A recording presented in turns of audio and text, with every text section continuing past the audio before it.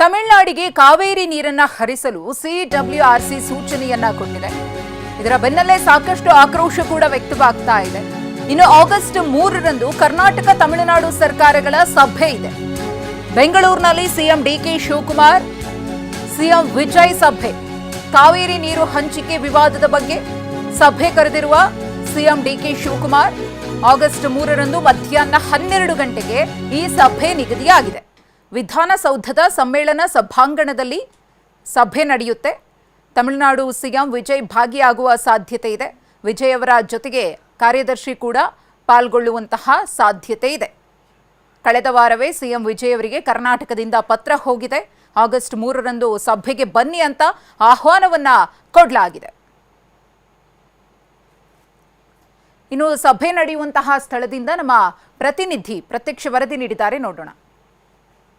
ಕಾವೇರಿ ನದಿ ನೀರು ಹಂಚಿಕೆ ವಿಚಾರವಾಗಿ 14 ವರ್ಷಗಳ ಬಳಿಕ ಕರ್ನಾಟಕ ಮತ್ತು ತಮಿಳುನಾಡಿನ ಸರ್ಕಾರಗಳ ನಡುವೆ ಮಾತುಕತೆಗೆ ವೇದಿಕೆ ಸಿದ್ಧವಾಗ್ತಾ ಇದೆ.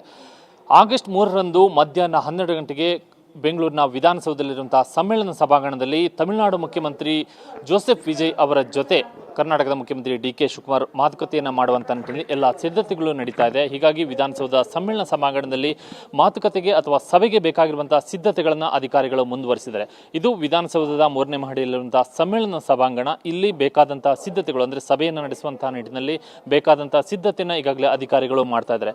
ಸಮ್ಮೇಳನ ಸಭಾಂಗಣದಲ್ಲಿ ಸ್ವಚ್ಛತಾ ಕಾರ್ಯ ಮತ್ತು ಎಸಿಗಳ ಕ್ಲೀನಿಂಗ್, ಈ ರೀತಿ ಲೈಟಿಂಗ್ ವ್ಯವಸ್ಥೆ, ಈ ರೀತಿಯಾದಂತಹ ಎಲ್ಲ ವ್ಯವಸ್ಥೆಗಳನ್ನು ಕೂಡ ಅಧಿಕಾರಿಗಳು ಮಾಡಿಕೊಳ್ತಾ ಇದ್ದಾರೆ. ಈ ನೆಲಹಾಸು ಏನಿದೆ ಅದನ್ನು ಬದಲಾವಣೆ ಮಾಡುವಂಥ ನಿಟ್ಟಿನಲ್ಲೂ ಕೂಡ ಒಂದಷ್ಟು ಸಿದ್ಧತೆಗಳನ್ನು ಕೂಡ ಮಾಡಿಕೊಳ್ಳಲಾಗ್ತಿದೆ.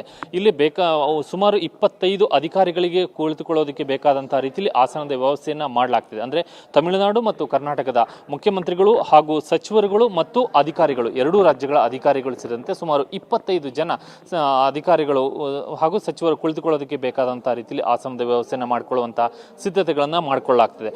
ಇಲ್ಲಿ ಈ ಭಾಗದಲ್ಲಿ ಇಲ್ಲಿ ಸಭೆ ನಡೆಯುತ್ತೆ. ಇಲ್ಲಿ ತಮಿಳುನಾಡು ಮತ್ತು ಕರ್ನಾಟಕದ ಮುಖ್ಯಮಂತ್ರಿಗಳು ಕುಳಿತು ಸಭೆಯನ್ನು ಮಾಡ್ತಾರೆ ಎನ್ನುವಂಥ ಒಂದು ಮಾಹಿತಿ ಸಿಗ್ತದೆ. ಇನ್ನು ಈ ಭಾಗದಲ್ಲಿ ಈ ಸಭೆ ಇಲ್ಲಿ ಮುಖ್ಯಮಂತ್ರಿಗಳು ಕುಳಿತುಕೊಳ್ಳುವಂತಾದರೆ ಈ ಹಿಂಭಾಗದಲ್ಲಿ ಕರ್ನಾಟಕ ಮತ್ತು ತಮಿಳುನಾಡು ಎರಡೂ ರಾಜ್ಯಗಳ ಬಾವುಟಗಳು ಮತ್ತು ಎರಡೂ ರಾಜ್ಯಗಳ ಲಾಂಛನಗಳನ್ನು ಕೂಡ ಅಳವಡಿಸುವಂಥ ನಿಟ್ಟಿನಲ್ಲೂ ಕೂಡ ಸಿದ್ಧತೆಯನ್ನು ಮಾಡಿಕೊಳ್ಳೋದಕ್ಕೆ ಸೂಚನೆಯನ್ನು ಕೊಡಲಾಗಿದೆ.